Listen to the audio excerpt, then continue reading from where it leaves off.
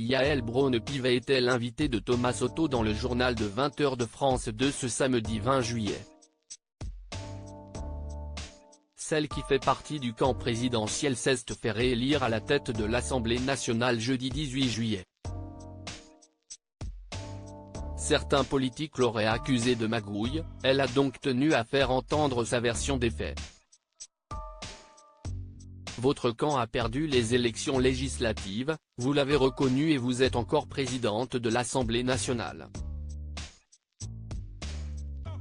Gabriel Attal est toujours Premier ministre et le camp présidentiel va présider 6 des 8 commissions de cette assemblée.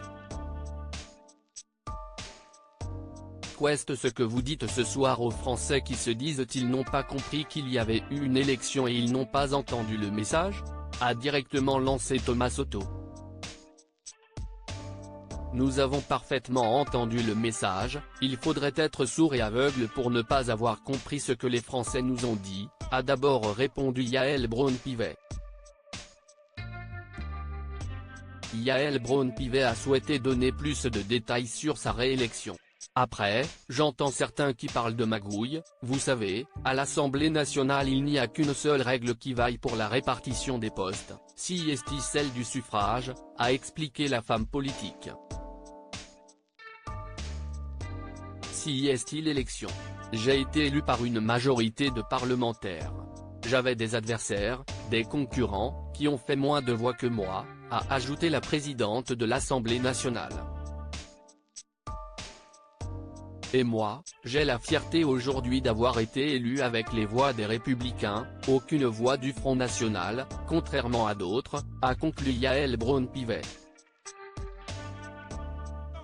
Supérieur à l'élection de Yaël Braun-Pivet, la punchline de Rachel Keke. Ces moments qui sont entrés dans l'histoire de l'Assemblée nationale. Yaël Braun-Pivet réélue présidente de l'Assemblée, personne ne veut d'elle. La réélection de Yaël Braun-Pivet ne s'est pas imposée comme une évidence. Et pour cause, quelques jours plus tôt, jusque dans son camp, peu de personnes croyaient qu'elle sauverait sa place. Sa candidature est morte, personne ne veut d'elle, elle n'a pas d'équipe, confiait récemment un pilier de la Macronie auprès du Parisien.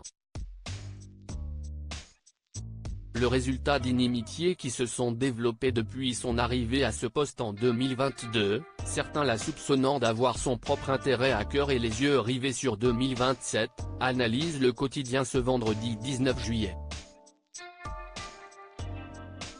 Et puis, elle n'a pas toujours été en soutien auprès des siens, renchérissait jeudi matin un ministre démissionnaire dans les colonnes du journal, reprochant à Yaël Braun-Pivet de s'être montrée complaisante à l'égard du RN, un parti auquel elle avait réservé 2 vice-présidences dans l'hémicycle.